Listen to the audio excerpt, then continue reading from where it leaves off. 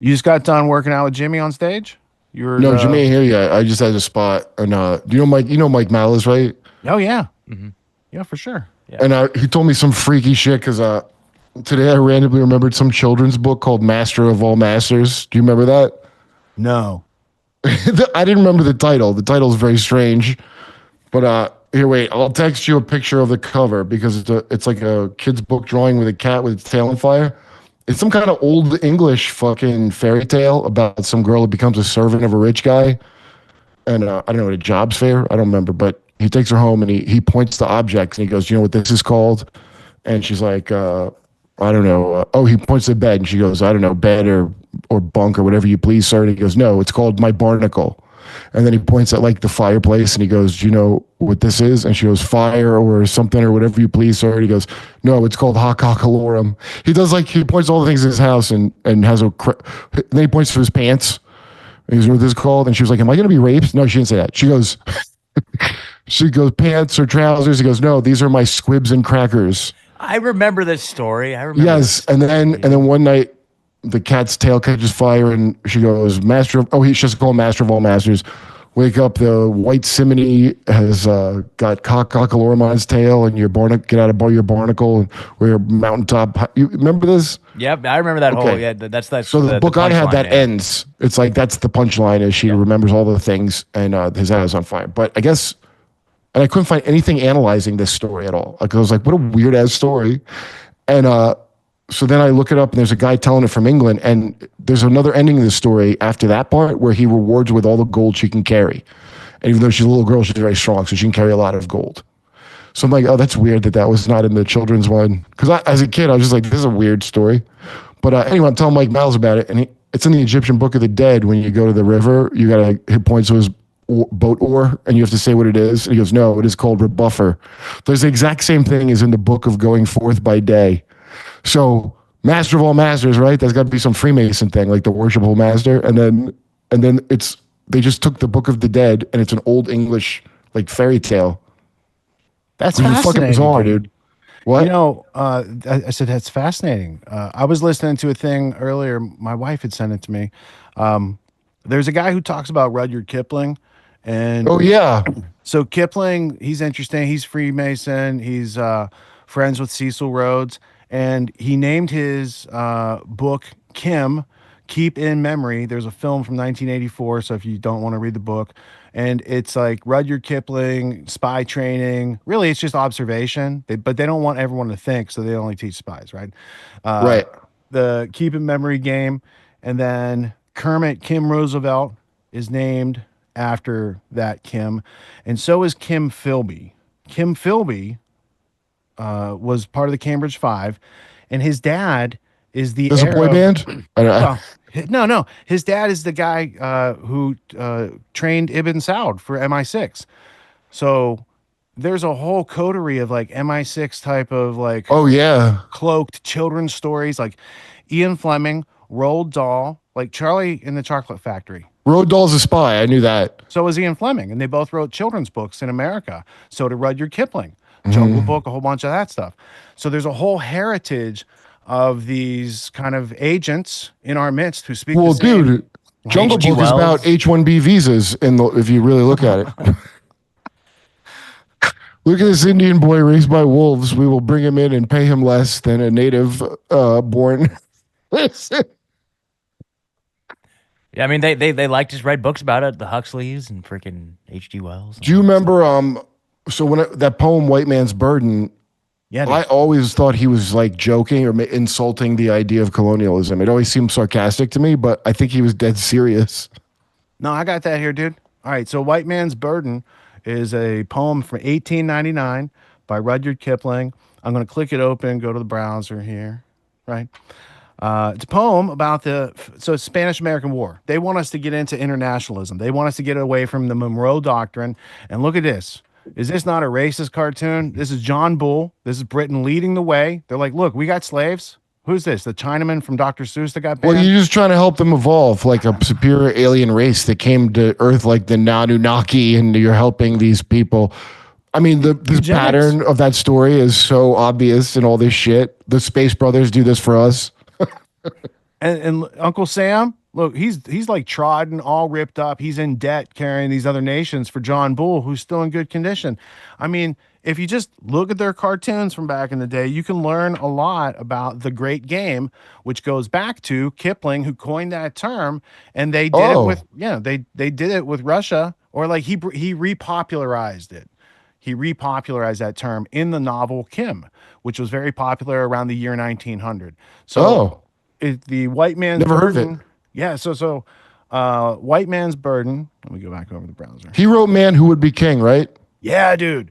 Okay, so that gets back to in White Man's Burden, in this guy's lecture that I was listening to right before the show, he talked about. Wow, did I have a card? I'll do it from memory. Compass, square, and the chain, and how they didn't want to be subject. So people in Afghanistan. So this is like the story before he wrote The Man Who Will Be King, apparently. So like the people there didn't want to be ruled by the people with the compass, chain, and square. Those are, I was like, I don't believe I didn't think of it before. Those are the hallmarks of staking out real estate. The chain is 30. Right. Listen, the chain is 33 feet long, because that's how it breaks up an acre. So Yeah. that's how they go out and measure. And then once they measure it, they can claim in the name of the Yeah. Queen of England, this is our shit now, right? Mm-hmm. And so by the time you get to The Man Who Would Be King, which I did not read the book because, I saw the movie with Sean Connery as a boy. yes, yeah. So that movie's quite it's quite interesting, because it's these two guys in the British Empire who are both Masons, but they got nothing going on. They're kind of like mercenaries. They meet like on a train, and then they're like, oh, we could take over this place, two of us. And then they go out and get some tribal warlords, and they start like, who's your enemy? We'll help you conquer them. And they keep getting more and more powerful. And then they tie it all the way back to Alexander the Great, and going all the way back thousands of years, and Freemasonry and all this other stuff. So it's an interesting movie. It does. Yeah, they're Enlil and Enki at the end of the day too. Yeah, right. And then my favorite is the girl, because they want to prove they're not gods, so they drug that girl, and they MK Ultra a girl, and she bites his cheek, and then they bleed, so they know they're not really gods.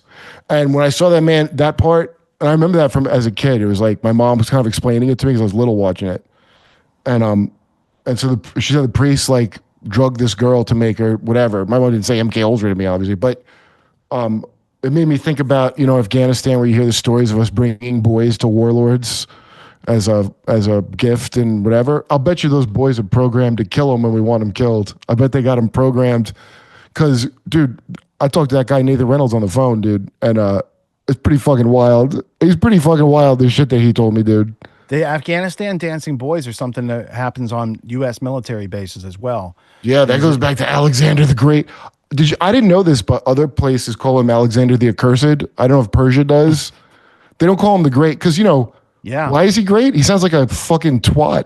He's like he's like a young kid. He's a bisexual globalist. Fuck that guy. That Oliver they all? Stone joint was so Yeah, hilarious. it's Obama makes love to men in his mind. It's about getting out of your body and being higher than, like you're above. You're like the androgyne, the perfect thing. Spartan-esque.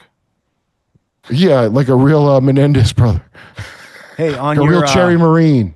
on your white man's burden tip, check this out, dude. If I go over here, remember the Maine, Spanish-American War, yellow journalism. Yeah. Like this is the inspiration behind Orson Welles and him getting ruined. Because once upon a time, he's like, oh, I can make films. And he's like, I'm going to make this film called Citizen Kane. And William Randolph Hearst is a real dude. And those guys in Hollywood that he was like messing with the blackmail and all that stuff. Do you ever see RKO 281? It's kind of like it's like Roy Scheider and Lee Schreiber, and it's like but Orson I don't Welles, remember it, how but they I made did. It's pretty interesting when you look at what goes on today with the Epstein client. Oh yeah, I saw it. Yes, right. right. The Blue Room, Blue Suite at the Plaza.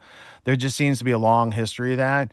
And To the blue fucking thing attached to secrets. I don't know why blue is such a goddamn. I keep thinking of that blue, blah blah blah blah blah blue. Like they all have something blue in front of them. What's his name from that guy Daniel List from Dog Journalist. He has all those. It's very strange, that blue connection, and that kid who's making Palmer Luckey is making drones, swarm drones. Dude, Palmer Luckey, we played a clip of his a couple weeks ago.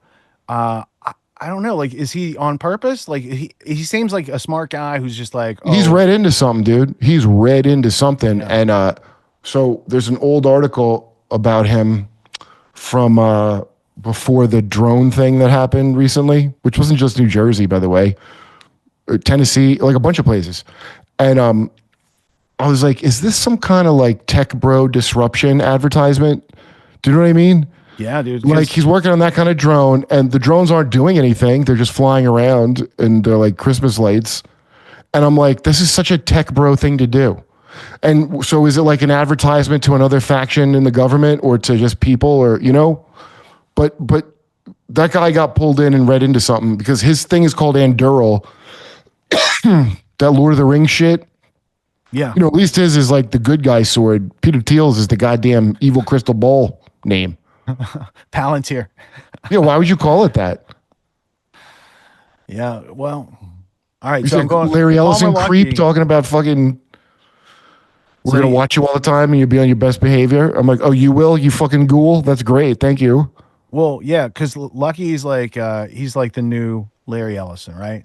Ellison, 50 years ago, was young when he got read into whatever, and this guy Palmer Luckey, like he was born when I was graduating high school, bro.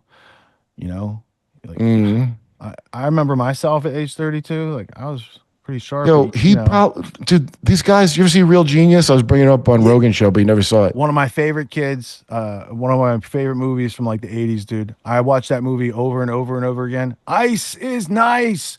That whole Yeah, the whole and- movie, dude. From the space laser that they got tricked into designing to them hitting the professor's house with the popcorn and all the things in between, dude. There's a whole bunch of layers. to Talking that in the movie. guy's head through his fillings and fucking but remember the chick that fucks geniuses and she ends up with the guy Laszlo in the basement because he's the smartest one.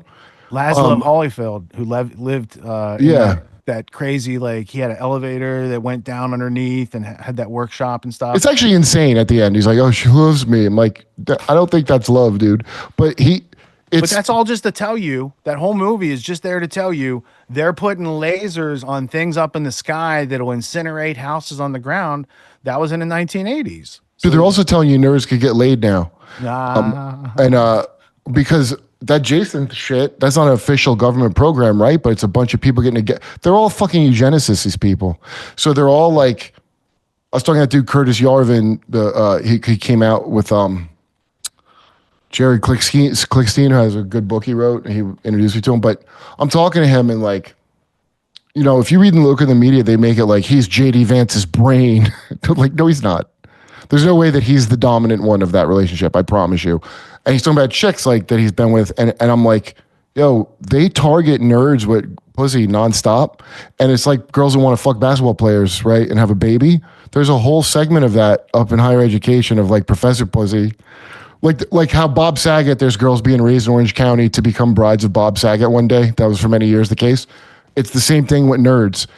And so if you're like really compartmentalized and smart in one thing, I told Rogan, I think these autistic kids, they made them because it's such a great citizen. You think like a cow. I mean, I'm not saying Curtis does, but it's a spectrum, right? Temple Grandin could talk to cows.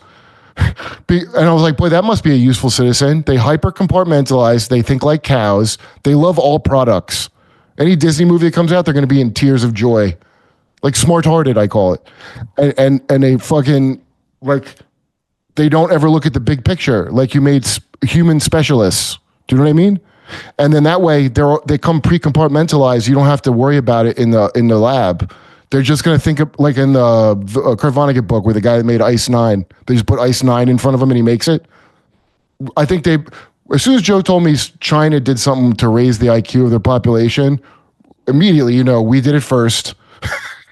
As soon as I hear about what the enemy has, we did it first. That's all it tells me every single time. So direct energy weapons, we did it first. Earthquake gun, we did it first.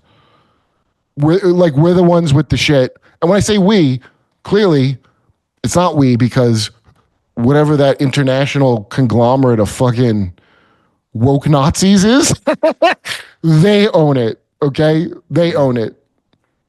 Yeah, I can't wait to look Down. up smart-hearted in Clip Genie. Yeah, I was just gonna say, Kurt. So first of all, thank you so much for the shout out for the show. You know what I mean? The History Blueprint is an epic tool out there.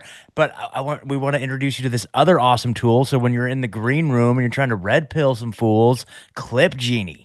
Rich, show them what's. Oh, wait, I wasn't. Oh, yeah, what's prepared. Clip Genie? Oh, yeah, check it out. Check it out. All right, I'm gonna leave you here on eugenics for a second. Clip Genie over here. Dude, this is wild. This map. Like, have you been making it by hand for years? Since 2008, bro. Since 2008. That's what's amazing. Like, so, my buddy Aaron the Lobbyist just sent me a thing. Some artist got probably murdered, and he was making maps like that. Just so you Mark know. Lombardi. That's Yeah. his work. Yeah, I have his book. It's printed by the Judith Rothschild Foundation. It's posthumous though. Like after he died on Skull. Weird. Yeah, it's weird. Okay, so yeah, over Grand Theft World in the top banner, when people click through, there's one that says Clip Genie, or we can go to the menu right here, Clip Genie, and you open that up, and now with the power of Clip Genie, we can click and search any episode of Grand Theft World.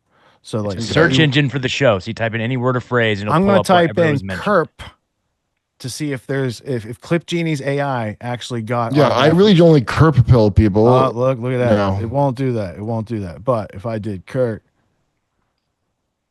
mm. boom. Oh, there you go. There's a whole bunch of shows and there's clips, right? All right. Oh, nice. Well, you click into it. Yeah, click into one, dude. Sorry. I'm not. Works. Yeah. I'm not showing the feature functionality. All right. So here's Kurt. We could view show.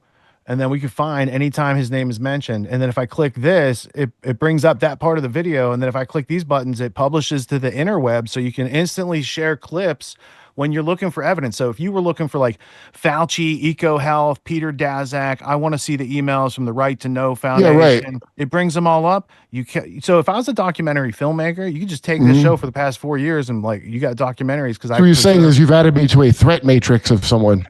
You were already on it, bro. Something like that. But yeah. You could get it anytime. An AI has put me on a threat matrix because of this. Hey, do you know who Bill Binney is?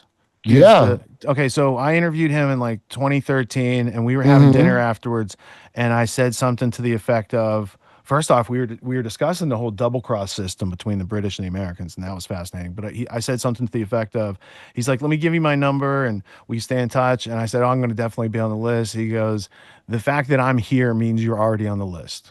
He's like, yeah, of course. They follow him. I mean, that guy is.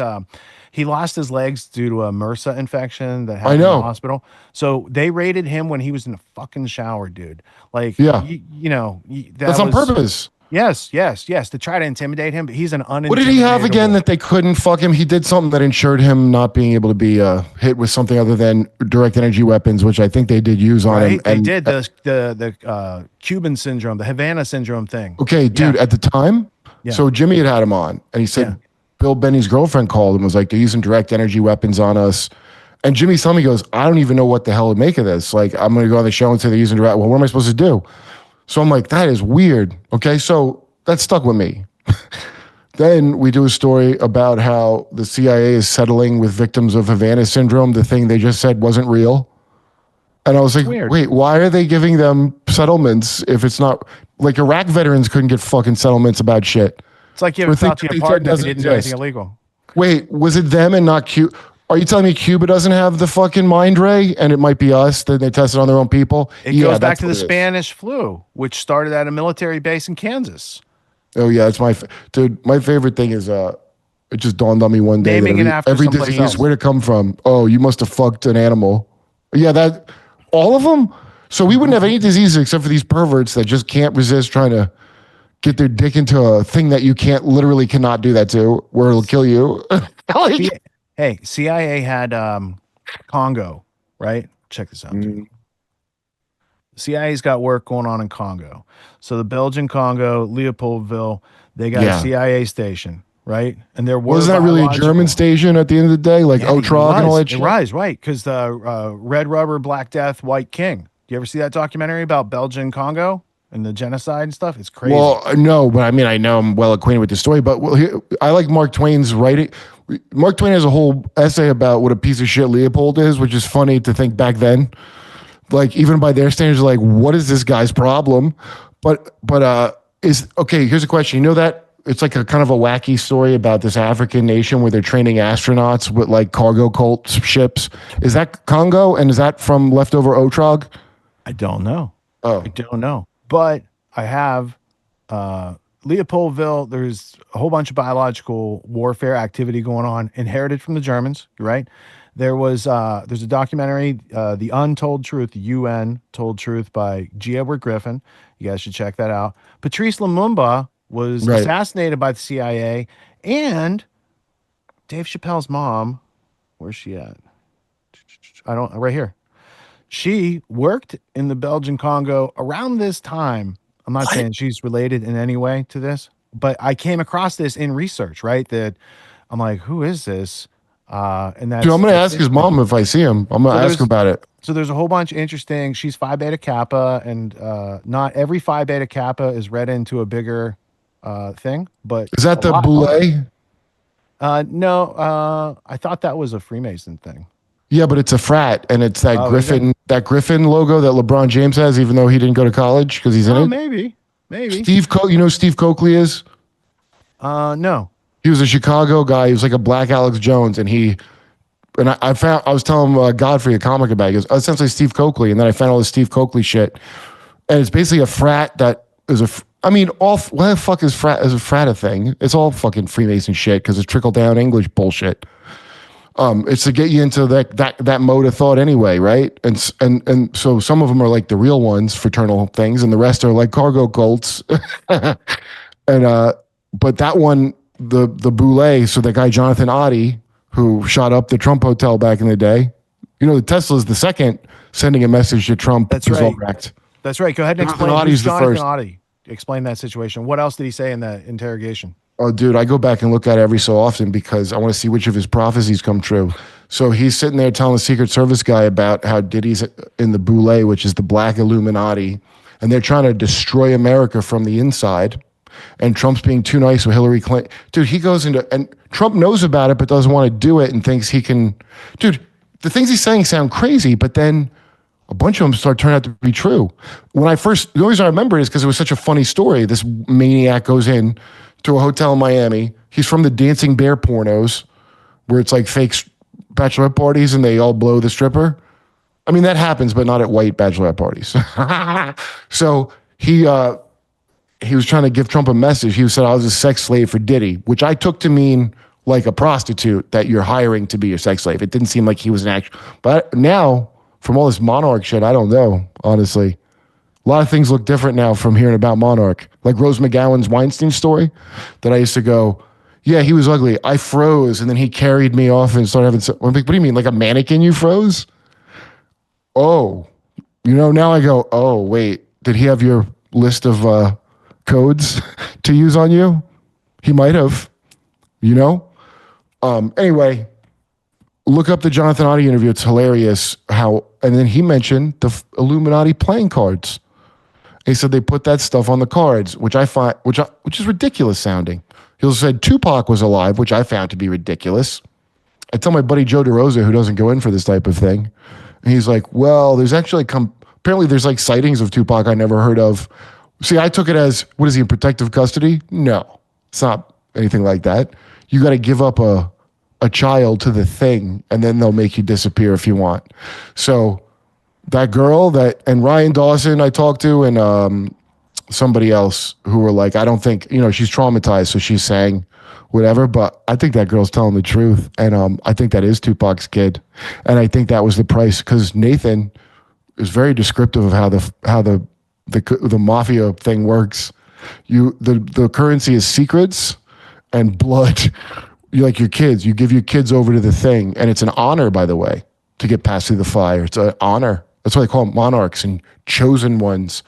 In fact, the way they describe being treated, such as J.R. Sweet, the Mormon one, you ever see his story? No. Who's he? He's from Idaho. A lot of dark ass Mormon shit in Idaho, and he was picked to be. And his story sounds like in Dune, where he's got to put his hand in the box and not scream. Remember that? Okay. Yeah. His story as a kid is some fucking ventriloquist comes over for their birthday. They're like a well-to-do Mormon family. His grandfather was some piece of shit, like left-hand path Mormon. They call it the left-hand path of God.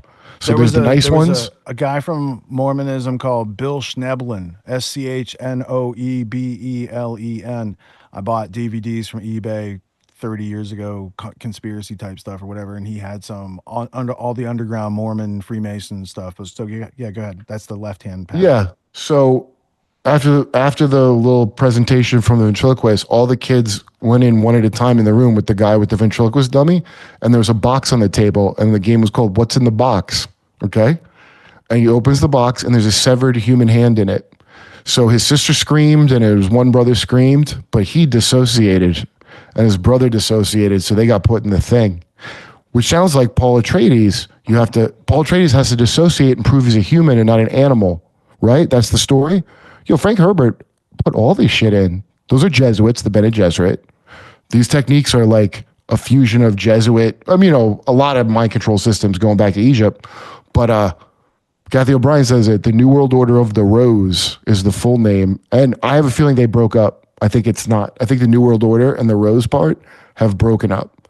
And that's why I attribute to Trump not dying. And because a couple people told me he's Jesuit programmed, which I'm like, I don't want to think that. And it sounds far-fetched to me, but a lot of strange things I notice. And I'm starting to think all that flat earth bullshit that people spout, I think that's a Jesuit psyop to combat scientific materialism. Like the people that you could put that idea in their head, it forms a counterweight to too much secularism. Do you understand?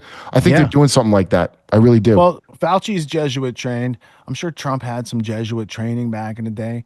I mean, as far as like the school systems versus the Jesuit education system that they have, it's far superior, right? They teach people how to think and all sorts of rhetoric and active literacy skills to be able to speak and be lawyers and all that stuff. Super empowering. You get punished. They put you in a closet with a nail. Well, it's within a capacity of their control, right? Yeah. So it's like there's a learning method, and if you use that method to inform yourself, you can become free. If you let the establishment use that method to indoctrinate you, you become, captured, and it takes a long way to learn out. Now, when you said Paul Atreides and putting the hand in the box and the fear, did you ever see Flash Gordon when you were a kid? Yes, I did. They had a very similar thing, didn't they? I didn't even know it was Pierce Brosnan until I just looked this up because I was like, dude, I thought it was Timothy Dalton was the guy. Timothy Dalton. You're right. It's a James Bond, dude. So when he had to put his hands inside that tree stump and there was that thing in there, man, I watched that scene over and over and over again. Because I was like, dude. So creepy. Yeah. There's a lot of that. There was a lot of that. That was a funny movie. Yeah, right. It just struck me that the story of like seeing a severed hand, because they want to check, because if you've been bred correctly, you're going to dissociate. That's what good breeding's about, is to create people that dissociate. And now I understand, when I worked in TV and shit, people from better homes than me, when something was cringy and they tell you a story about it, they go, oh my God, I left my body. It's like a little saying, right? And so I think anything of it, but I'm like, I bet you did leave your body a little bit, didn't you? Like, because they're like, they can't be confronted with like everything is about weird, I guess, Biden style decency. As what's his name from Saturday Night Live called it, Colin. He goes, well, he's decent. So what does that mean? He doesn't tell the truth when it will shatter your fucking reality bubble of lies? Like, is that what decent? Yes. So if you're bred right, like the Madness of King George, remember the mean guard? He goes, a blind eye will serve you better. It's just how you get close to power is have a blind eye. And if I can teach you at birth to be like that, you have an advantage. That's why pre-K kids have a better outcome because they can turn a blind eye. Dave Chappelle's mom, just to pick up that point before I lose it, was an administrative officer in the government of Patrice Lumumba in the Democratic Republic of the Congo. She also worked in the U.S. federal government. And then she went on to... Dude, a Woodrow Wilson Fellowship. That's ominous. Well, I mean, I don't think that's ominous. I think she got a fellowship because they go around and shop for people who are high aptitude, right? Yeah. And E.B. Dubois called him the talented 10th. Yeah, working in the government of Patrice Lumumba doesn't mean that she was doing the work of the CIA whatsoever. It is a piece of the history, though, that the CIA whacked. And it's not just the CIA. It was the MI6. Dude, they'll make you part of it, and you don't even have to know you're part of it. Remember Daniel Pearl? Here's an interesting story I got told. I assumed he was a spy for real, but he wasn't. They put something on him some kind of thing to track. I don't know. The way the guy did it, he went like this. So I don't know if they shot it onto him or he was just doing that, but he didn't know it was on him. And guess what? Al Qaeda has also equipment that obviously we gave them to detect shit because we gave it to Pakistan and they found he was a spy. That's why he got killed. So he didn't even know what he did. And the guy told me was it's a long story, but I believe him. He also showed me video of the Taliban. It looked like they had built like a sandcastle out of dollars because he told me the Taliban was paid off all this money because they're in the lithium triangle. And then when he said that, I go, oh, so we didn't leave our stuff there. That's part of the payment to the Taliban so that we can get their lithium and also train more terrorists there for our, various greater Israel projects and what have you. Yeah, and we don't have to be there to oversee it. And that goes back to the great game and this internationalism, because during this time, the British had a first, second, and third Anglo-Afghan war trying to take over Afghanistan. That's why he wrote The Man Who Would Be King, about taking over the tribes in Afghanistan with their system. So I think there's a lot to be learned when people are looking at ISI. What is ISI? It's created by MI6. Right? You could say CIA has a nice relationship, right? So when people look at 9/11 and you've got this guy from ISI at the Pentagon, and here, oh, look, Ryan Dawson, The Empire Unmasked. Oh my goodness, look at this. Ooh, back in the day, I used to love a Ryan Dawson Chalk Talk. I don't think he does those anymore. Well, look, here's more. So the point would be, there's a lot of good information around on these topics, but most of the internet is watching stupid shit. Well, I watch stupid shit, but it's just I have a job where I got to look at news that's real too. And so what I do is try to bring them together. I listen to all. Here's my only criteria, dude. I don't want to be bored. So tell me a thing I haven't heard before, and I'm in, and it don't have nothing to believe in shit. Like believing it's like something way later. I just want to hear a new fucking thing, because guess what? You start to notice a lot of repeats in the tropes of the stories they're telling. And then you start to develop a pattern of oh, what is this theme I keep hearing? So I still enjoy, I hate all the sci-fi movies of I hate Asimov. I've always hated Arthur C. Clarke. They're all pedos, by the way. They're all creeps and fucking freaks. And why do I hate them, though? I wasn't sensing that part of them. I mean, if I was, I didn't know it. What was bothering me is this weird Catholic guilt trip for being alive without the Jesus part. It's just oh, if humans don't change your ways. I'm I didn't do this shit, motherfucker. You're with all the powerful people. Are they going to change their ways? Why are you telling me this? Why do aliens stick their thumb in my butt and tell me I'm bad? I don't run the nukes. We have a president whose butt you could finger. Why are you doing this to me? All the stories are this warning. And I'm yo, how come I'm not hearing this from the powerful people that I got kidnapped and they probed me, told me not to have nukes? The only stories I hear about the powerful, the lore, is they said, Eisenhower, you got to get rid of your nukes. He goes, no, I'll keep them. Did they finger his butt? I didn't hear that part. Oh, that's just for the common man, I suppose, the butt fingering. So it's that horse shit, you start hearing it and you're you trying to program me, motherfucker. This some Greta Thunberg, those big head grays are just Greta Thunberg 10th generations, right? Some big head, underdeveloped shoulder creature that they're so autistic, they got to poke in your holes and shit because they don't understand how anything works anymore, but they're good at computers, They're making them. That's what those are. Those are transitioned humans, I think. Transhumans. They can't detransition. Arthur C. Clarke and Asimov and those guys, I think there's a lot more credibility to what you said, and probably why they got popularized and had a whole bunch of other people become successful sci-fi movie makers in their image. What about that guy who makes Guardians of the Galaxy? That's a kid's movie. Didn't James Gunn, didn't he have some... He was friends with the guy from... the hell was it called? There were some tweets. I think we. He had a friend in a band that was called Mindless Self-Indulgence, which I do remember that band vaguely from art school. I had a friend that liked it. A lot of people that were into horror movies and special effects liked that band, Mindless Self-Indulgence, and he was friends with him. And these tweets. Now, in defense of James Gunn, I will say, dude, a lot of people were joking like that back then before anyone started noticing. And one thing I noticed, I have a friend who's from a rich ass family, an old money name, and the stories she tells me are so fucking insane, and she's not aware how crazy they are at all. And for example, the Menendez brothers, among those kind of rich kids, they don't feel bad for them. And I suspect it's like everybody got raped. What do you kill your parents just because they raped you? I feel like there's some element of that to it. They've all been put in these Passages Malibu type places. And if you're from certain families, they drug you more. If you're from other families, you'll just hook up with the counselors. You know what I mean? It's an out of control thing. But Nathan Reynolds has a story about once you're all used up from whatever the hell they did to you, they put you in one of them things and you'll get the special treatment where they drug the fuck out of you and try to click your Omega program, right? That's the one where you self-delete. Like nobody has to do cyanide capsules no more. That's all. That's been done for quite some time. They could train your body to fucking shut down with the right programming if they start young. And all these lucky people from good families, this was done to. And they told them they're going to be the monarchs in the New World Order. It's like Monarch has so many fun aspects to it. It's a butterfly that changes. It passes epigenetic, information. 3 generations you can pass trauma on. Like it's Mengele's contribution, right? Studying the monarch. And then on top of that, there's the King Charles has a little butterfly on his shoulder when he's taking his hamburger bath in that picture.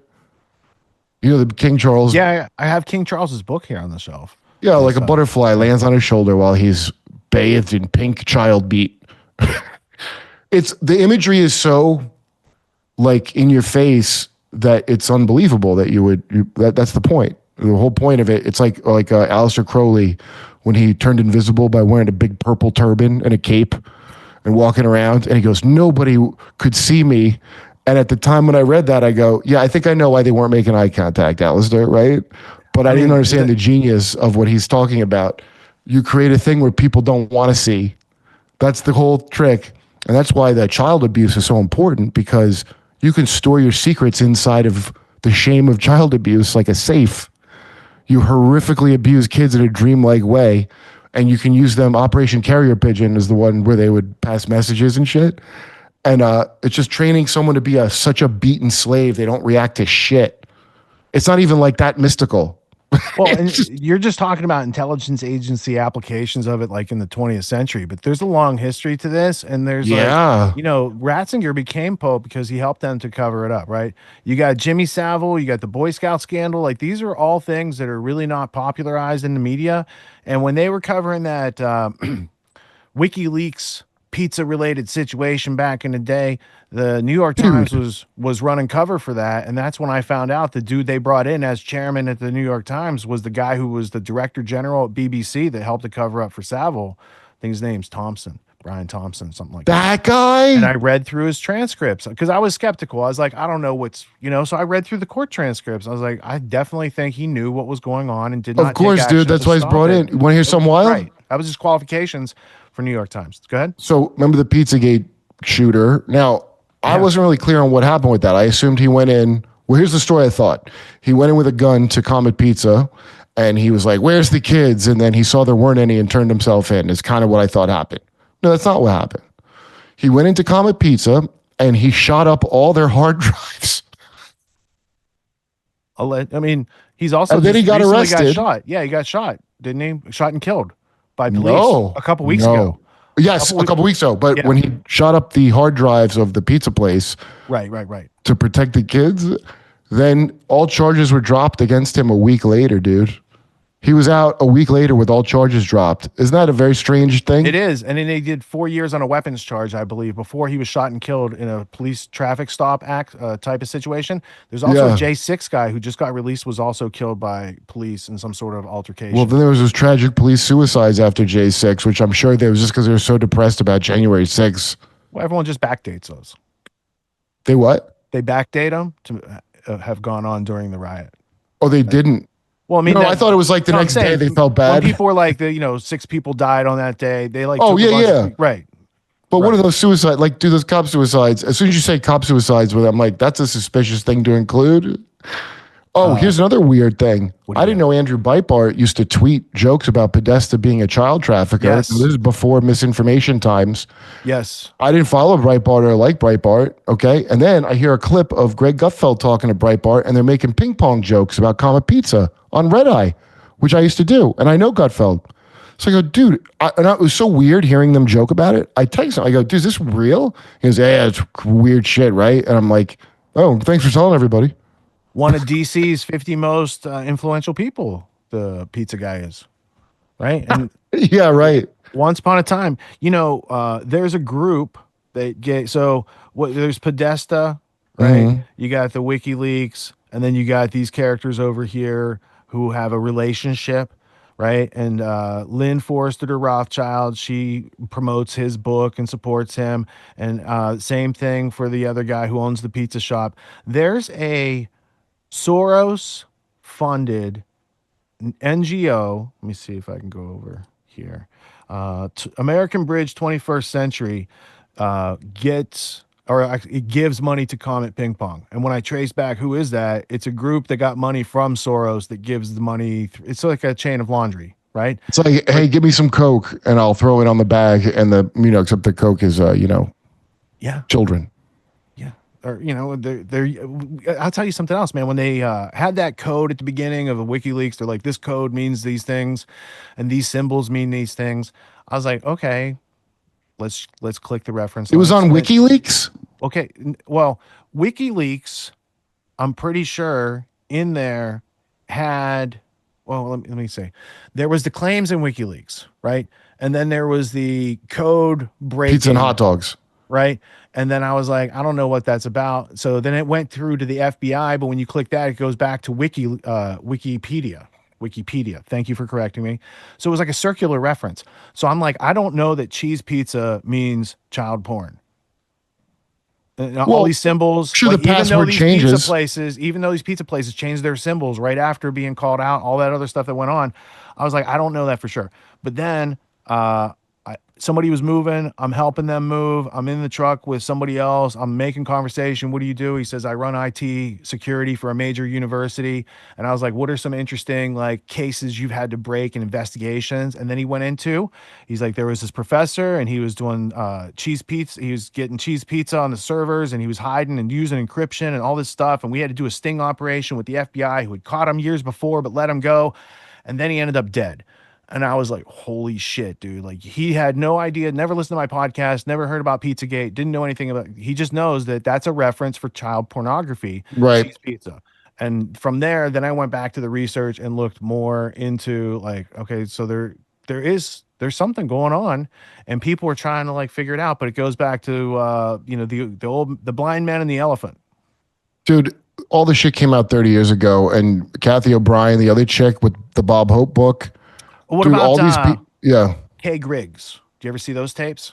I saw that before. I listened to the audio of Kathy O'Brien's. I kind of avoided Kathy O'Brien's book because I already was like, I'm sure they do this, but I didn't want to hear it. So I finally listened to it, and sure enough, it was very traumatic to hear.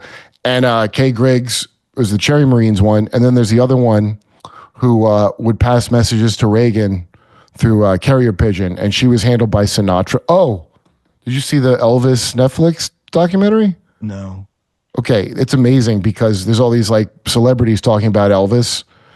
He gets drafted, right? So first he gets in trouble because I guess he twerked on Ed Sullivan. He didn't, but he married an underage girl in the military or from. Okay, so yeah, he wiggled his hips like a black, and they couldn't have that, so he gets drafted suddenly. Colonel Tom Parker, I wasn't aware of this. My girlfriend knew this. Nobody knows what country he's from, and he's probably an escaped Nazi. I didn't know that. So Tom Parker records songs with him before he goes in the army. Now, I assumed he went to war. No, there's no war going on at this time. This is right after when West Germany's established, and they were just still drafting people, which I forgot about, of course, because it hasn't been a thing for a while. And so as soon as he acted too black on TV, he got drafted to West Germany, where he meets Priscilla, the daughter of a general or something. Yeah, and he lets that go on. Yeah, and the media interviews him while he's there. He's not in any combat. He's just and then he comes back, and Frank Sinatra has a Welcome Home Elvis show where him and Sinatra sing together. And Conan O'Brien goes, so then he's being welcomed back from the military, and his sideburns are shaved. And he's like, so now it's like Elvis is safe for America because, and the way they describe Frank Sinatra, because he's called the chairman because he was in charge of showbiz. Yeah, he was. He literally was. for the CIA. He's the fucking main handler of showbiz. That's why they call him the fucking chairman. They're not saying this, but I'm realizing as they're saying this. So now Elvis, he's safe and white now, don't worry. Then Conan goes, and he was never the same after that. Then he becomes plastic after that. Yeah, he does, doesn't he? Next thing you know, he's singing stupid Hawaii songs and making Hawaii movies. And then when I'm watching my girl, she goes, oh, isn't that when Hawaii became a state? Yes, it was. So now his shitty Hawaii movies are promoting whatever tourism to Hawaii because they just became a state after whatever awful shit we did to them. And now he's purely a construct of the fucking CIA with Colonel Tom Parker, the ex-not, because don't forget Iran, all that devil's chessboard shit from the CIA. Did you read that book? That was really good. No, I got this from Joseph P. Farrow, and he's right because he knows the names, how to pronounce them in German and shit. But Reinhardt and Galen Reinhardt and Scorsese. Reinhard Galen and Scorsese. Otto Scorsese. You got to do it. Look, it's right here. Look. Yeah. Reinhard so Galen. Guess what? OSS, it's not. Scorsese. We took a few Nazis. They did a merger because the network was already in place. And we need to fight the commies. So all the legwork of overthrowing shit and doing a lot of this at first, that's all Nazis doing it. Those are the guys doing. That's where you can do the evil shit that we're not supposed to do. And then gradually it just gets utterly corrupted. Then, based on what I'm piecing together from what these people say, that sack of shit Henry Kissinger, which it's too late to try him, but it's not too late to dig him up and do shit to his body, I always say. That motherfucker, I can't remember the one chick's name, but she said how he had seen Stepford Wives and was so obsessed with it. And that's what Jackie Onassis was. And then remember, she marries Aristotle Onassis. Yeah. Which I didn't know anything about, but that's Blofeld from James Bond. That's who. Back in the 60s, photos, or maybe even the 70s, photos circulated of Jackie Onassis on a beach with Aristotle Onassis and a man in a wheelchair. Man in a wheelchair. That's Howard Hughes. Well, they thought it also might be JFK. I think it's Howard Hughes. If the government doesn't successfully kill your husband and you do get him out of there, who in the world can you go to for protection? Right.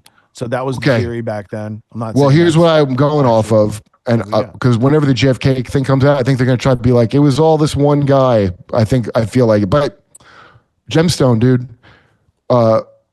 Howard Hughes, and this part I know is true. As soon as they said, he became a recluse and all that bullshit Scorsese movie. But he was kidnapped and they were shooting him with fucking heroin. He had 4 Mormons running everything that they called the Mormon Mafia. Are you shitting me? It's in a James Bond movie, Willard White. That's right. Because Cubby Broccoli or one of them was friends with Howard Hughes. And Blofeld uses a fake voice thing, which of course they had that tech, and he fakes being Howard Hughes. The reporters never see Howard Hughes. So that's why I thought the wheelchair guy was that. The Jackie Onassis thing is, she's a presidential model Stepford wife, and the mob boss gets his wife as a conquering thing over JFK. That's what I thought. I'm not saying that's the thing, but that's how I interpreted it from the Gemstone. Because it is bizarre that she would marry that. It is like a weird protection thing. But now I understand the thing of Marilyn being Princess Diana and Dodi Fayed. Yeah. Now, have you heard this? And do you know anything about the truth? Is that Elizabeth's creepy ass Nazi husband said he didn't want a wog for a grandson, and that's why she was killed, because she was pregnant with a brown baby. That is a very credible piece of information to pursue. I have been to Harrods, and there is a monument in the basement of Harrods, and it's very occult. It's like a black pyramid with a 666 on there. And wait, Harrods Casino? What? Harrods? Okay, so Mohammed Fayed, Dodi's dad, owns Harrods, which is the largest department store on Knightsbridge in London. So if you go to London, it's a snazzy place, and then you can go across the street and have lunch in Hyde Park or something like that. So in the basement of the department store that he owns, there's a Dodi and Princess Di monument, and you look it up on Google. It's a black pyramid with these, you know how they embellish a 666 and all these stylistic type things. It's that sort of thing.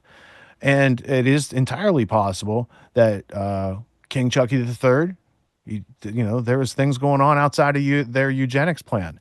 But before we get away from that, I want to show you, not an advertisement. This is not a live read. This is Reinhard Gehlen. And he was a Nazi. And he had a very valuable intelligence network in Eastern Europe. So valuable that the Americans and the British, they had to bring him over to our side. And then Of they course. used him to train the Mossad, which is really ironic, using Nazi intelligence to train. Well, because they're Look, Hitler's very not progressive. end all be all. That's why I never believed that he lived, how they say, because I think they're ready to ditch him. And a bunch of these people, like your Mengeles and whatever, that are old ass Austrian money, viewed him like a gain of function virus that leaked in the end of the day. That's how I think they looked at him, because at the end of the day, the WEF world fascist Nazi thing, they are diverse Nazis. They're really just about eugenics. And they progress in what eugenics. And they go, you know what, black people are good athletes. So like you show movies like Get Out is a more accurate representation.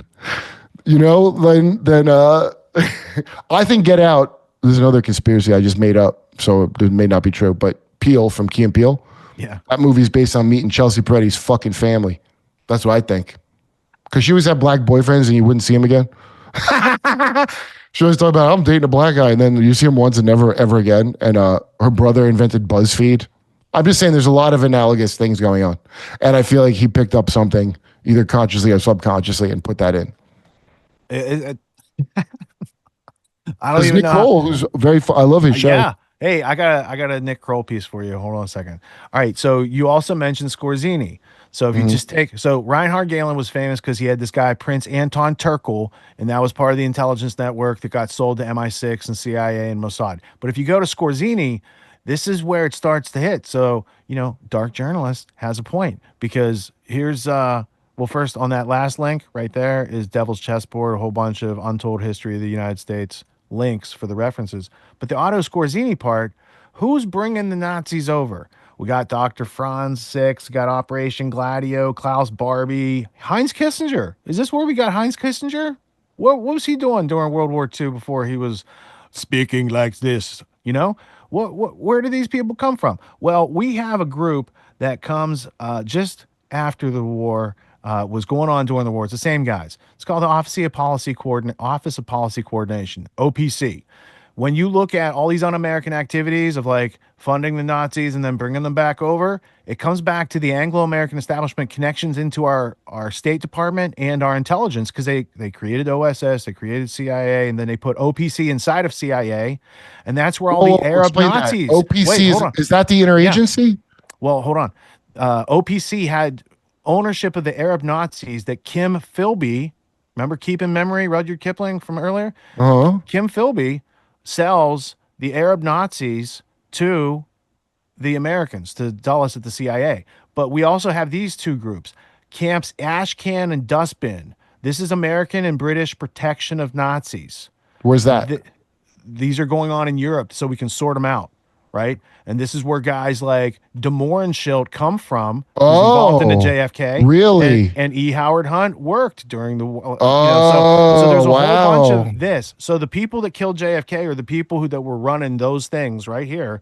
They were the ones in charge of bringing the Nazis, running the drugs, doing all the other Operation Gladio type stuff. It's very un-American activities. And when you get into the intelligentsia that was running it, it's Dulles, Chase Manhattan, George Kennan, Kissinger. This is why they bring on, in the Rockefeller empire, they hire Kissinger and Brzezinski. They're like right and left bookends for their whole empire. Mm-hmm. And so when you start digging into it, it always sounds cliche. It was like, oh, the Rockefellers, this or that. It's like, well, you get a family that gets a whole bunch of money and then they cut deals with other syndicates. Like when you were mentioning the oil tankers the other day and Rockefellers, the Rothschilds invented the oil tanker in Europe for the Nobel family, because their like region of oil where they're getting it, they needed to invent tankers for the sea and tankers for the train tracks too. So that's where the Nobels come to later have a world prize, because they were oil syndicate, and then they merged them in like 1905 between the American and the Rothschild European. So the Rockefellers and Rothschilds kind of like bonded. So where do you think that Aero Club Nimza shit fits in? Because that was supposedly some Prussian club, Nimza, the airship sightings of the 1800s that were like the UFO sightings of the day. I got you. Hold on. Ludwig. And supposedly J.P. Morgan Chase was funding it, but it never came out. Do you remember hearing about that? Do you know, well, I'm trying to overlap with what you were talking about. Ludwig II of Bavaria created plans for a flying car in the 1800s. Okay. The Disney castle is his castle. Is he the guy who collected giant guards because he had a weird fetish for giant men? Is that the one?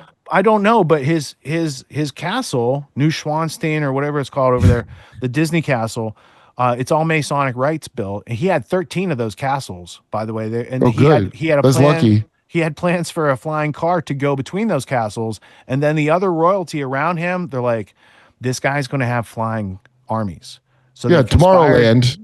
they conspired to kill him and drown him in Lake Geneva. I'm pretty sure is the official story on that. And then recently, the Navy took his plans for flying whatever ships or whatever, and they're like, these actually could have worked and could have been built back in the day. I never heard of this. Where'd you find that? Or the Wright brothers. Let me see. Let me see if I can find the exact right here.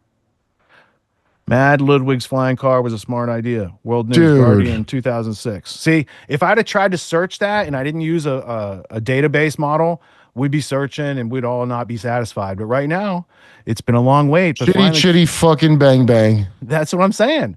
Okay, so that goes back. Get the fuck out of here. That's amazing. That's this book. Do you have this one?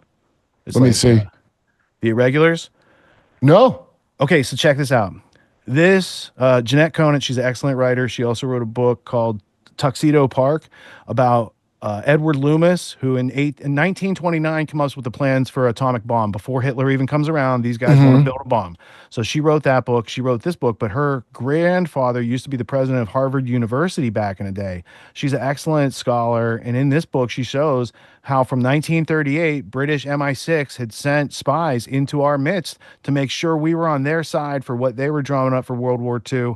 And there's a bunch of disingenuous, un-American type of things that are described in here. Of course, we have a special relationship now, and these are our allies, so it's all okay. Well, they're the real Germans, the royal family are the real Germans. Saxe-Coburg It's not like Nazis took over. It's like the Nazis are a farm team. At the end of the day, to me, like the royals are the ones that's where the real fucking thing. And that ain't the first time they did that. Obviously, the Tragedy and Hope book you sent me, and also the religion I was in.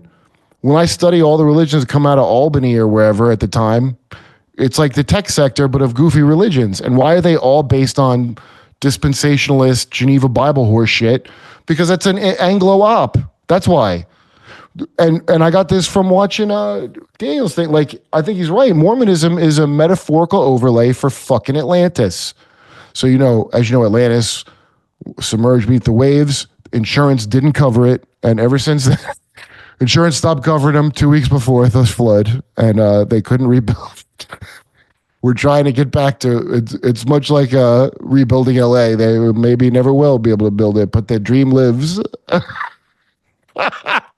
Do you think, okay, this is me being a silly goose a little bit, but because I always watch Robert Sapir. Yeah. And because he has a lot of interesting shit.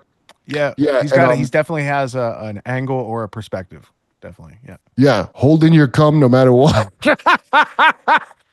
He walks around in the videos like he's been holding in a load for the last 30 years. He's just got a vinegar stroke face the whole time. Anyway, the history of the Chase Bank logo throughout history, they processed George Swazi. It goes all through history, and there's all these redhead, blue-eyed people that pop up all around the world, right? And then there's this Nazi weird Prussian airship that followed by Nazi acorn, all the kinds of shit, right? Mm-hmm.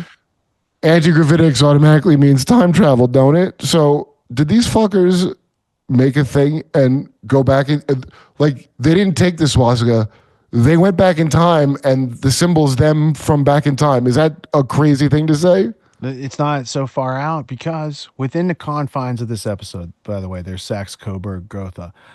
Swastika is a symbol. It's a symbol of the sun.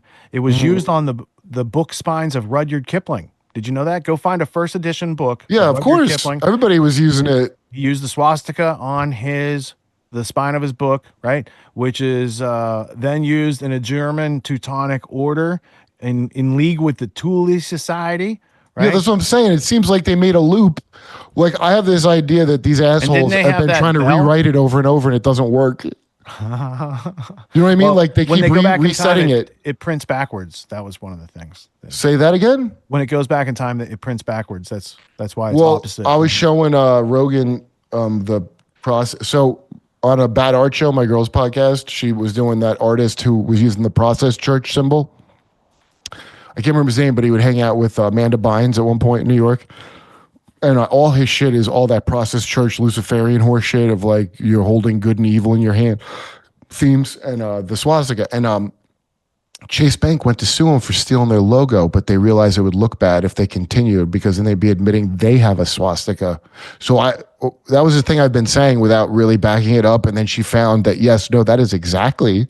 And theirs just runs the Nazi way. His is actually running the other good luck way.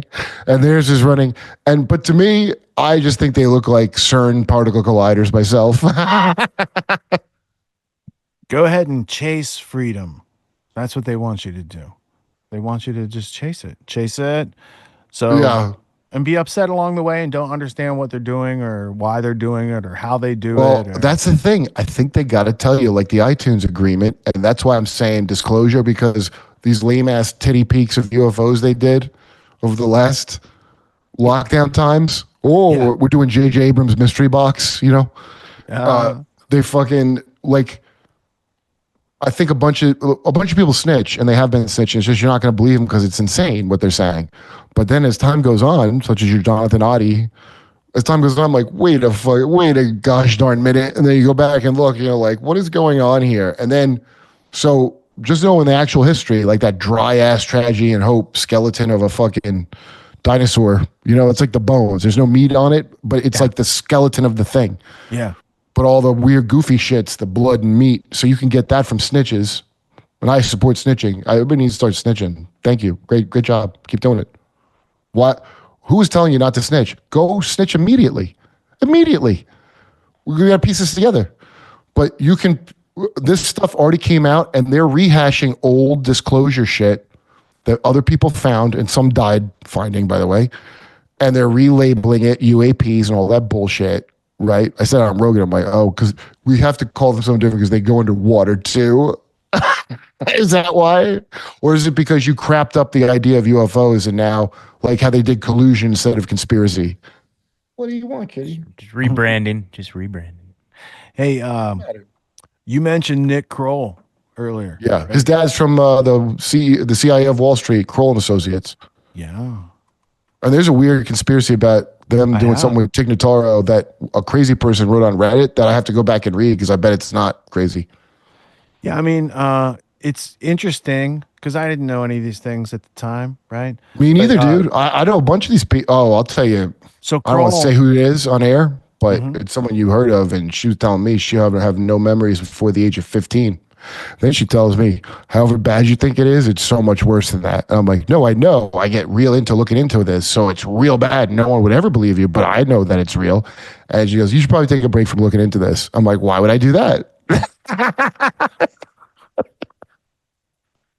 Well, how the fuck am I supposed to go to giving a shit about being on a fucking TV show after finding this shit out? How can you even do that? I didn't go through the program, I don't think. I was in Gateway, but I don't remember anything happening to me. But I'm not traumatized where I'm like, I'd rather live in a not know. Now I'm like, no, tell me the whole thing. I'm nosy like my mom.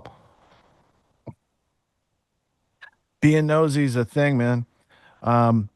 So Kroll has some history. There's an excellent film. So this is my point. Have you ever seen the film Who Killed John O'Neill? No. All right. It's hard to find. It's censored from the internet. Whitest kids you know? No. Oh, who killed WKJO. I thought it was whitest kids Juno. Who Killed John O'Neill? Okay. The only thing lacking from it is really like a perspective of MI6's role. But as far as Croll Associates, Kroll was owned by a company called Marsh and McLennan Companies, who was my major client, and that's why. That's why I had office at my dude, your clients. thing is that related to that octopus thing? Is your thing related to that? No. Oh. No. We will stay away from octopi. But Michael Cherkasky, He's in at Kroll. So there's investigation that goes on like 20 years ago. Elliot Spitzer starts going after, and then in the midst of it, they like sell Kroll from AIG to Marsh, and then they take Cherkasky from Kroll, not Cherkasky, yeah, Cherkasky, and they put him in at Marsh. So Spitzer now has to go up against Cherkasky, and I'm like, who's Cherkasky? Oh, do you know who brought Elliot Spitzer into the New York City District Attorney's office in the first place? Who? Michael Cherkasky. So when Spitzer was making that move to prosecute the whole syndicate, And the hooker thing. they brought in the guy who brought him in the first place, and they're like, "Have a nice day, Mr. Spitzer." I got questioned about this in court because Spitzer's wife worked for Skadden Arps, who was doing the litigation for EMC Dell. So they went into everything I said about Elliot Spitzer, and I stood by it. I was like, "No, those are facts. I want them on the record." And they were just a little butthurt because his wife worked there, and they had. So you remember Spitzer? He went down because that prostitution ring that Number he got caught 9. with. Girl number 9. Here he is. Yeah. He's right here. Yeah. Look, I got a whole. Okay, so Now- you knew Jason Itzer, right? The guy who he was on Stern. He ran the call girl service that was.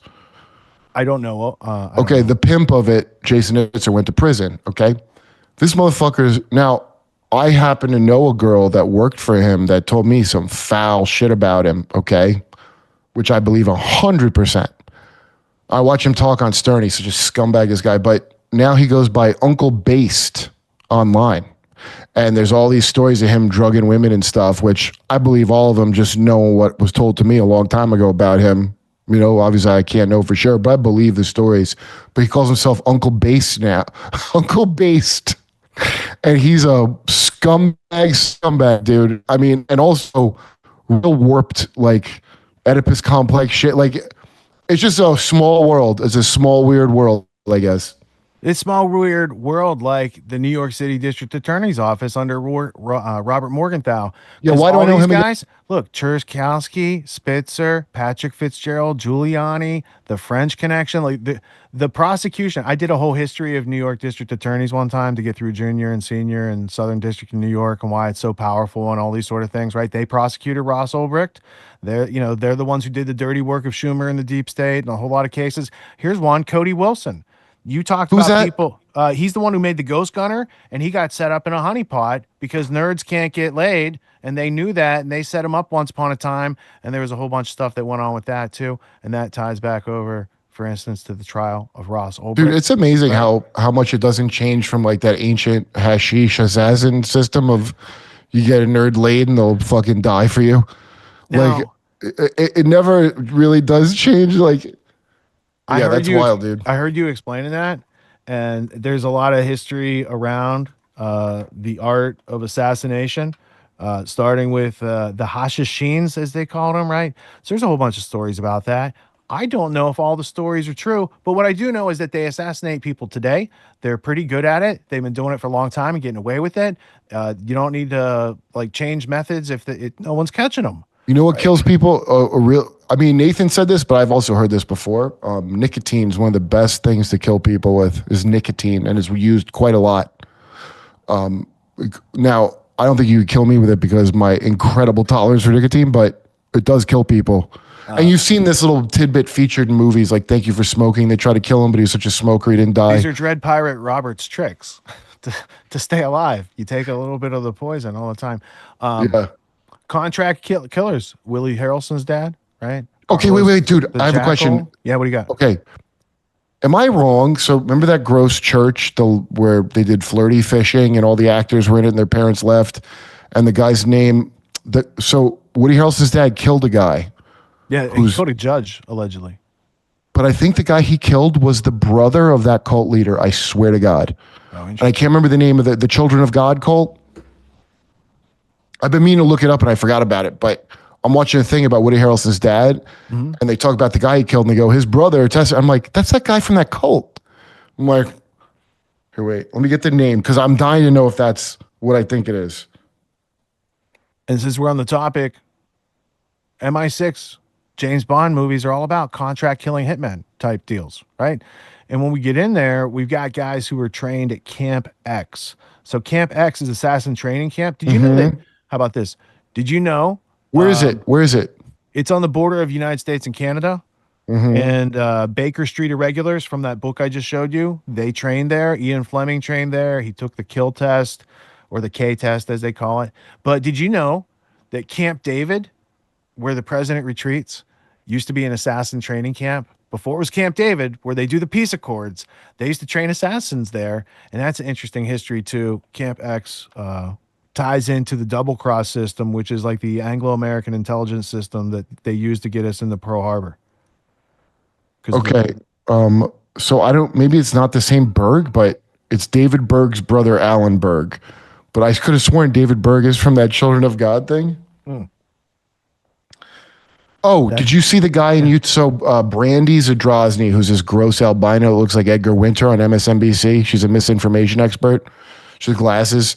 She was trying to do a smear job on Jimmy for saying Ukraine was planning to kill Tucker, which Jimmy didn't even say, by the way, this stupid bitch. She's from Pratt. She was like a librarian tech degree, and now she's a CIA. Her other passion is debunking satanic panic because, you know, it's coming back, the satanic panic, where people keep panicking about the satanic. And so I'm looking her up because every time Jimmy gets one of these letters, I look the people up now because I want to see what fucking scumbag outfit they come from. So her big thing was debunking. So in Utah, you saw the DA, that weird corrupt DA that did a press conference to announce that he's not a satanic cannibal, and no one was saying he was. So it was bizarre. That piece of news made it by me. Okay, so this guy. Okay, so some fucking shaman guy who's a Mormon, but he's also an expert in whatever the native shit is, and there's a lot of them like that. That weird America frontier occult shit, especially Mormons are into. And this fucking dude was trying, he claimed it was adoption, but it was not adoption. He was trying to get a native, some reservation family to give him a daughter in exchange for being allowed to sell buffalo meat to Ukraine. It's all recorded. And he's going, listen, I know about she'll know more about her culture than you're going to be able to teach her. Like, he's like, I know you, dude, that's wizard shit. That's what the fuck that shit means. And that means they want to do something weird with that girl. That's how I take it. Then this maniac gives a press conference to be like, I am not a satanic. So in Utah, everyone's like, what in the hell is this? And it wasn't like it's a conspiracy. Everybody's like, this is nuts. They are doing some kind of SRA, and they were using the term SRA. And Brandy Zadrozny was doing her best to debunk it as a panic, but I looked it up because she mentioned it, and I couldn't believe. I've never seen anything like this. It sounds like I'm making it up, doesn't it? I'm not. Then the guy's being interviewed, and he goes, yeah, unfortunately, there are ways, you know. And he's like laughing about it. He goes, you could program a kid, you know, with him to be a sex slave. It's real easy to do. The way he's talking is so insane. And the whole reason this came up is because he wouldn't recuse himself from the case of this shaman who is ritually abusing kids. And they were like, since you know him, don't you think you shouldn't be presiding? And he didn't want to not preside over it. And then all this shit happened. And so then they passed a law about ritual abuse in the, and I'm like, I didn't hear about this in the national news. Why isn't this a national story? It's really a crazy story. I wanted to say pass a law, offer hunting licenses. I mean, I don't know. Where I come from in Pennsylvania, there was child abuse. There was a football coach who we found out later was an abuser. But like, there was a sheriff. That was Amish.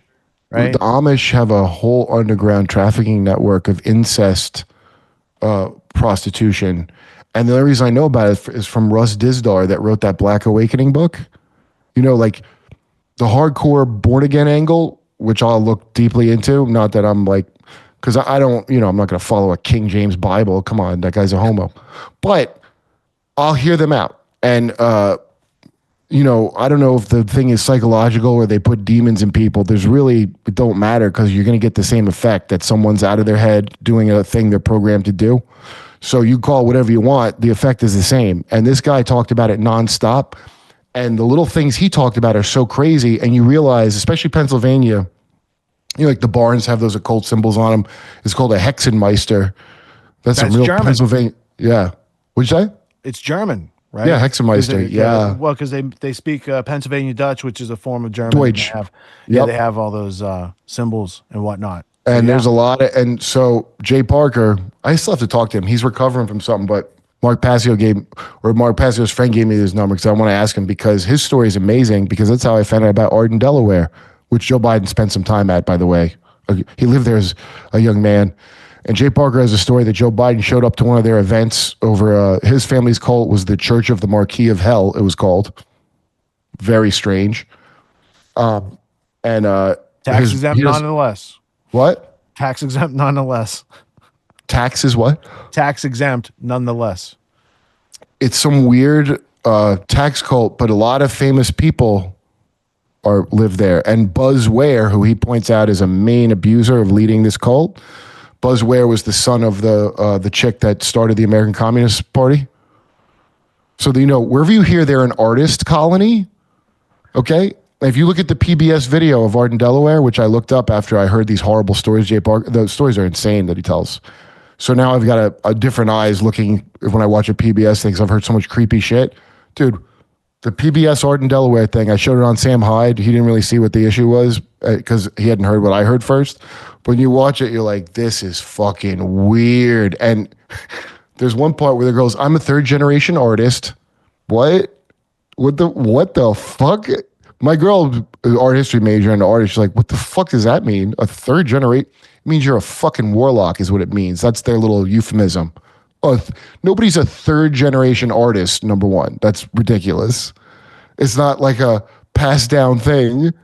And if you were an artist, people are good artists and their parents were. I've never heard them refer to themselves as generation artists like that with some weird heraldry or something. That's that fucking shit. It's not all Satan worship. That's the catch-all phrase, right? It's a lot of weird cults that go back a long way, and they all kind of come out of the same shit.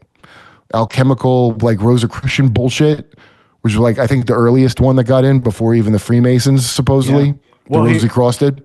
I was going to ask you about the Hellfire Club.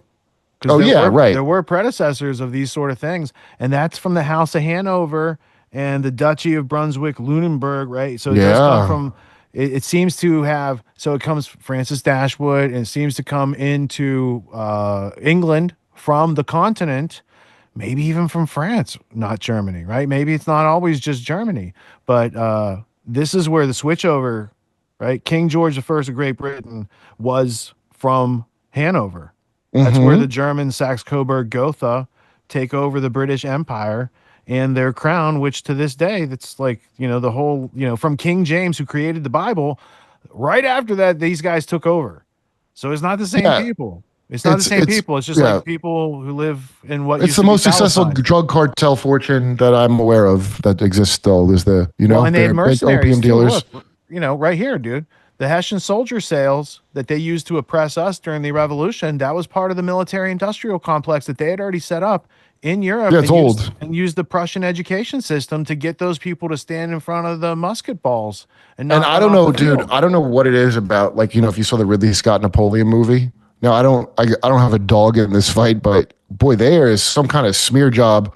I don't know what the fixation is on smearing Napoleon, but it reminds me of watching those History Channel things about Saddam Hussein, where I'm like, as a guy who thought he was bad, going, come on, you're being a little unfair. They're showing his kid, his daughter said she wanted to cut out her teacher's vagina, and they show their daughter dancing at a wedding, and they put her in slow-mo so she looks like a crazy ghoul. I'm like, are you just trying to smear this guy's fan? This is when I think he's bad. You know what I mean? I'm going, what is this smear job? They do that to Napoleon. So I don't know what he did, but it's more than they're telling you. He escaped from Elba. He was in exile and came back and kicked their ass again. He caused them a lot of problems.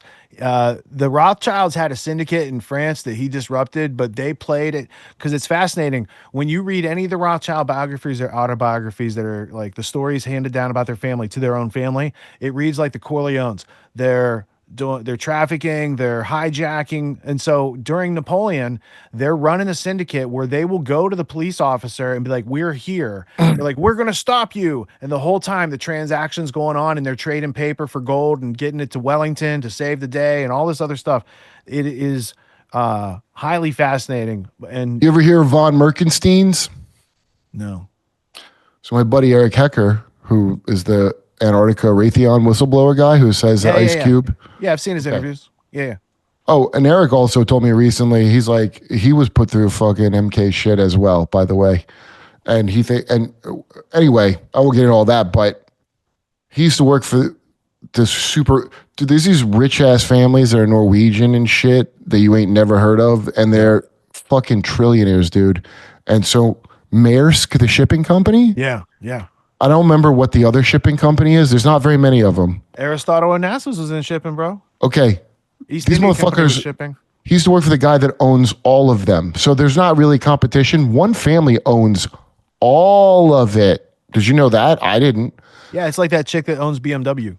Yeah, so because I'm always trying to, I'm like, okay, I know the forward-facing family names. Oh, wait, hold on, wait. You're an American. You thought that the royalty had gone away after World War I, World War II. Like the Well, I knew that Hohenzollern. wasn't true because why are we being fed a diet of Bavarian fucking fairy tales since I'm a kid?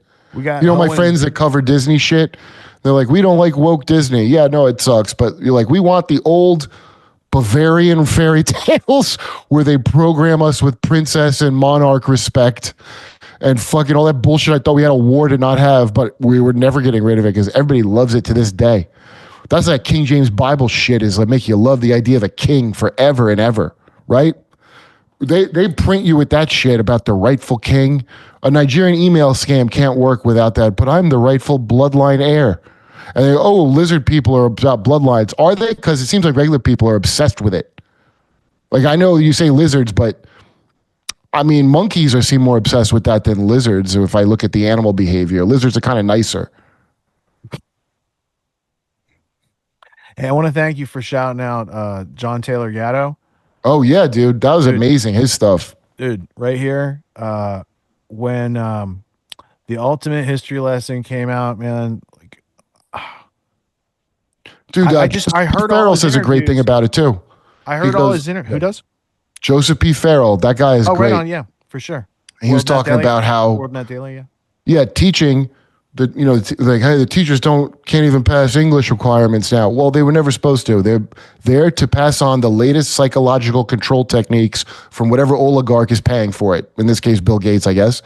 And Common Core, the Bill Gates thing, it's all people don't get that. It was always that. Some fucking freak, some inbred freak is deciding how to make your kids into cows, and they're doing it. And they're doing it. And like then you're like, oh, the nuclear family, like that's conservative. You already got broke down, motherfucker, to nuclear family. They got grandma and meemaw and people, all their generations, and they keep good track of it. But you're gonna be cut down to a nuclear family, maybe not even that. So they already got you from both ends. Like before, anybody arguing left or right, you're a dipshit. That's not a thing. Okay, you might as well argue Hulk Hogan versus Nikolai Volkov in this day and age. Dude, that's a good reference right there. Jimmy Superfly Snuka in here with the tag. Did you know that David Coleman, the Rhodes Scholar, created the Common Core standards? Oh, no wonder they used it. And Pete Buttigieg, former transportation secretary, also a Rhodes Scholar. I heard you mention it in the first. I got text the other day when you were on there in the first 5 minutes. They're like, dude, Kurt's on Rogan. He's talking about Rhodes Scholars in the first 5 minutes. So there was a whole bunch of people that heard it, and I got to hear it later that night. Yeah. So, I had people awesome. texting me too, dude. It was pretty rad for sure. The question is like, I mean, if we, because dude, it was a great episode. I could hear everybody's minds popping all over the world. They're like, what the fuck, dude? Like, so it's so cool to get that information proliferated out there. It's like, but how do we if we really want to red pill and wake up the whole world, like, how do we get rich on the Rogan, Joe Rogan? How do you no. How do you get rich off of it? I don't think you can. No, how do we get Richard? Oh, Richard I don't know. Rogan, I recommend people all the time. So yeah, dude, like I said, I just recommend people. He's taking people I recommended though. I recommend people he's taking. We would wake up the whole world. I don't know that the world's ready for that, dude. Yeah, they're not. It is. First of all, okay, but they're not ready to go. Like on Tripoli's tinfoil hat, I got into like real weird shit. Yeah. Because usually we don't get to my conspiracies at all. We just get to normal established public record, and then people think it's a conspiracy because they're not going to look it up. But none of it's a conspiracy. A conspiracy, is like a hidden thing. Yeah. It's not a thing that you could just look up and see it's a fact, but you're not gonna. So I'm not even doing anything. This is what blows my mind is like I said, the shit ain't a secret. None of it's a secret. That's the thing that makes people's mind blown is like, oh, it's not, wait, what? Yeah. And so there is something they got to notify you. And it's like that book, Hitchhiker's Guide to the Galaxy, where they're like going to destroy Earth. They're like, well, it was on the bulletin board. You didn't read it. Yeah, it's right in front of you. It's right in front of you. And half the names people have already heard of. Like a lot of people have heard of like Nobel and freaking. Dude, they all heard paperclip, but they don't associate with shit. Yeah. Exactly. Oh, yeah, we got some Nazis. Well, whatever. Hey, So paperclip's you got one to of the connect few them. It's very things hard. as an Huh? invention that hasn't been changed at all since the 1800s. There's no What? way to improve a paperclip. So, Operation Paperclip aside, I was just saying paperclips are useful and they didn't need to be improved upon and they still work perfectly well today as designed. One of the few Yeah. things, right? Like the science of Joseph Mengele, it works beautifully today. These fuckers brought Joseph Mengele here. Are you joking? Like, Where do you think Barron Trump came from, dude? Do you think he's a good breeding. project? A what? Project? Because he's got that time travel book. Dude, all of them, all the Barron people Trump. yeah, but if you read the book, it really isn't. There's a lot of times people change details to make it sound better in the clips. Right. It's still weird, but It is, the but first not time I weird heard about enough. it, they were saying Dude. shit that don't correspond to the book. I tell you what I did read, James Barr's father's book from the Dalton School, his fiction, Oh, yeah? Space Relations is called. I couldn't remember his name last week in an interview when we were doing the free Ross stuff. I was like, Donald Barge, Yeah, so Bill space. It's called Space Relations, and it's like a weird ambassador in space thriller where he's arguing with these weird in bed freaks to not have slavery in space anymore. And it's a horrible book. It's horribly written. Dude, I haven't done it yet, but I want to read E. Howard Hunt's spy fiction. Because these people's fiction, I think they hide a lot of shit in it because they're such They do. narcissists. They think their life should be a movie. Yeah. And they put the shit in there, dude. In fact, did you see Hail Caesar? Yeah, dude. Yeah. Okay, It's not tell me what this is about. And What? It's not a strong, entertaining movie, but it's like there's a message inside the movie type thing. I thought it was very entertaining, and I'm going to tell you why. Because, the Mannix guy that it's supposedly about, clearly it's not about him because they're like watering down the history of that, right? So it's not really a story about him. It's disguised as that. But I think it's like Caesar's Messiah in disguise. It's a story of how they invented Jesus because remember what's her name is like some whore that they get to play. So it's like some Joseph Atwill stuff? And then they go to a public notary played by Jonah Hill whose name is Joseph and he's going to say he's the father. Yeah. Remember that? Yeah, you're right. And it's all about how the studio Hail Caesar. It's about how Caesar created Jesus, basically. I think they're hiding a story about that in there. And I watched that idiot from Daily Wire not pick up on it. And he said he liked it because he just liked the surface story of the guy slapping an actor, right? I can't remember the guy's name. He was a Hollywood writer that's bald and he's on Daily Wire now. I don't know him. Clavin was reviewing it. And I'm like, wow, you really looked deeply into that one, didn't you, Clavin? Christ is King. That's where I know him from. Yeah. Yeah. Christ is king, except when Jeremy Boring tells me it's a hate crime. What is so hateful about worshiping the best Jew? Hey, the anachronism of Barron Trump and the time travel meme and all that stuff aside, here's a real legit piece of evidence. I'm gonna read you a little bit from this. This book is this is from 1898. Let me show you up close. Well, here's another question. Have you read the Werner von Braun one with Elon in it? Yeah. And the King of Mars? Yeah. Is it interesting? It there seems to be things in there. Yeah, so this is what I'm saying, dude. Do you see the fucking around with time thing? You can't just change timeline, I don't think, but Dude, you can if you get us all to focus on it. I've been talking about this for a long time. It's just now there's a bunch of evidence showing up for these things. This is Wreck of the Titan, okay? 1898 by M.F. Mansfield had the copyright. She was the largest craft afloat and the greatest of works of men in her construction and maintenance, where every form of science, profession, trade known to the civilization. Basically, they're describing a ship just like the Titanic, which sets sail and then is unsinkable until an iceberg. So there's a whole bunch of things that seem to come up in the actual history of the Titanic from 1912, right? That's in the Barron Trump book, or that's a different book? No, this is a different book. So this seems to foreshadow a calamitous event, not Titan. It's called Titanic, right? What's that book called? It's called The Wreck of the Titan or Futility from 1898 by Morgan Robertson. Well, you know an interesting thing about the Titanic, that famous saying of not even God himself could sink this ship. That's supposed. So I was trying Lord to figure out. Rothschild wouldn't insure it because he didn't think it was unsinkable. How about that? Okay, so I was trying to look into who the fuck said that. Supposedly, someone overheard like a sailor saying it, but dude, sailors wouldn't say no shit like that. The most superstitious people alive. You think one of those would be that stupid and go, not even God could sing this boat I'm on? Sailors don't talk like that. That's so marketing. Who put that out there? Where did that come from? White JP Star Morgan. Line. So what? Yeah, JP Morgan owned the White Star Line, and there was 3 ships built at the same time that were nearly identical. So if I type in White, yeah, I used to think that it was far fetched because I was like, why would they?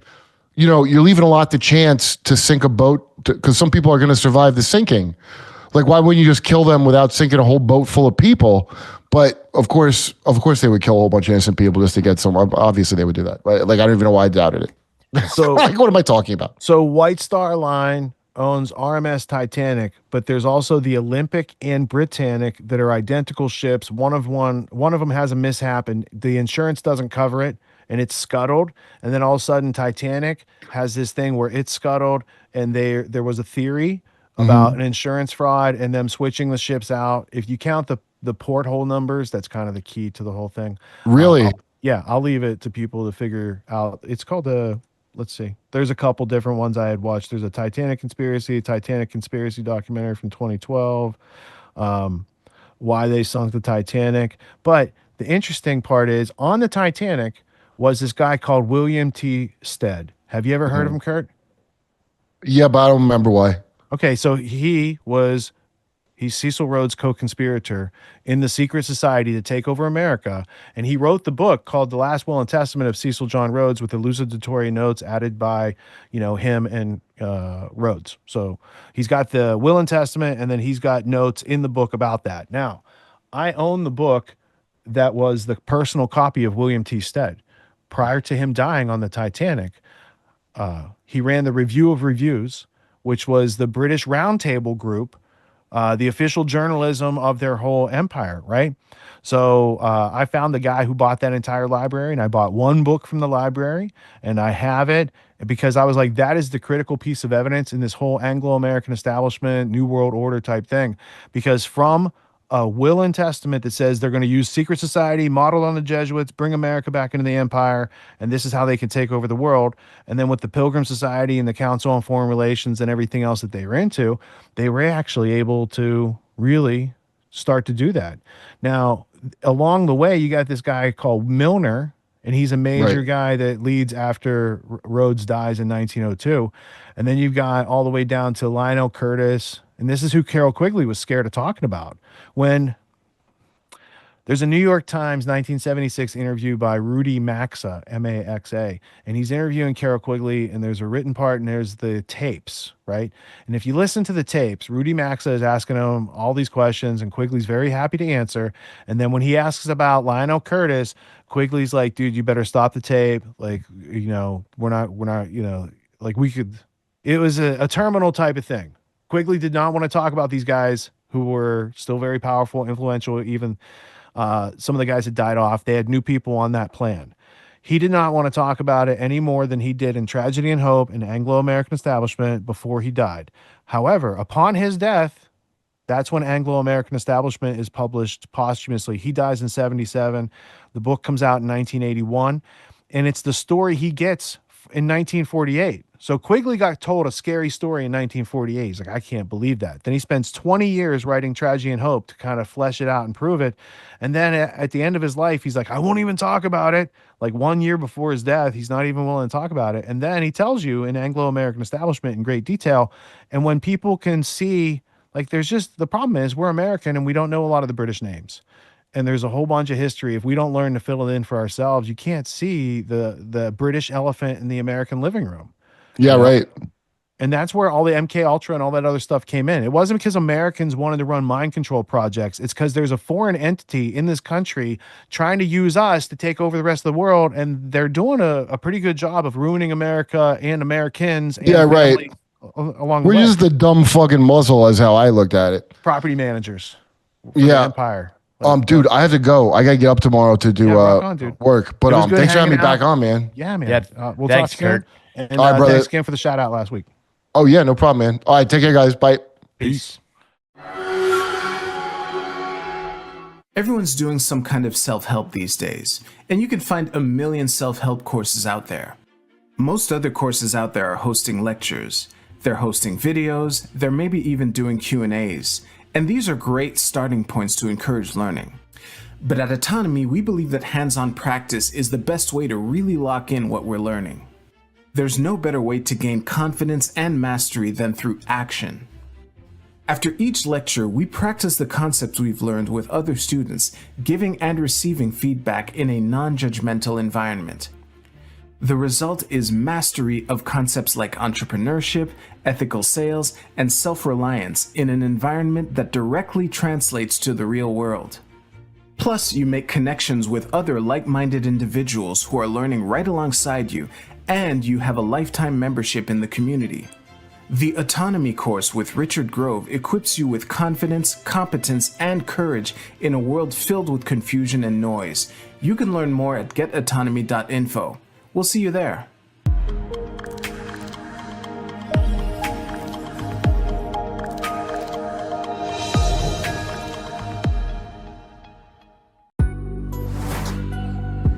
What makes the Grand Theft World podcast unique, invigorating, exciting, and informative? Most other podcasts out there are either doing straight up interviews or they're just covering the daily news. They're covering current events from the day they happened. And that is effective. It's useful. It's a great starting point. And then sometimes these current events change during the week past the first story. So we like to give it a little time. You have to wait till some of the dust settles on these stories in order to give them accurate coverage. And the other thing that's really missing in the media landscape is covering the articles that are coming out every day. That's great. That's necessary. But who's bringing in contextual history so that you can understand what has been going on for decades and decades to lead up to the machinations and actions that we see unfolding today? So what we do here on the podcast is we cover current events. Many of these things are censored, but we wait about a week. As a forensic historian, I focused mainly through my career on the history of globalism and collectivism and things that they call maybe the New World Order.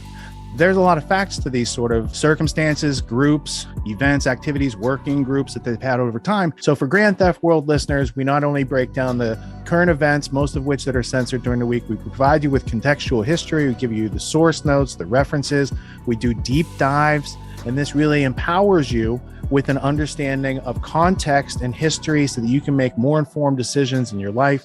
There's also a community, a membership where you guys can actually ask questions and we can get into the show and we can share evidence. And there's a town hall weekly for Grand Theft World for those who listen to it and are interested in covering the stories that we don't get to during a 6-hour show. Listening to it an hour a day, you could easily consume the week's news, but you're going to have substance and meaning and context and understanding. And with that, you can make higher quality decisions in your life. So if you're interested in more quality in your life, go to grandtheftworld.com, click podcast at the top, and we'll see you there. Thank you. These allegations are false. This isn't Grand Theft Auto, folks. This isn't a video game. What are the most surprising things that you discovered once you started pulling on that thread? Who he was connected to, what institutions he was influential over, what events he participated in? Come on, man. What are we talking about? Come on, man. No. You don't have to think about it, dude. I got this quote because you said you didn't know much about Klaus Schwab. I made it my job to, as soon as this happened, I'm like, okay, this guy's their front man. Let me learn about the official history of the World Economic Forum. I got their 40-year history. I got every book that Klaus Schwab has written or ghostwritten. I went through those books. This is one of the most interesting passages. Come on, man.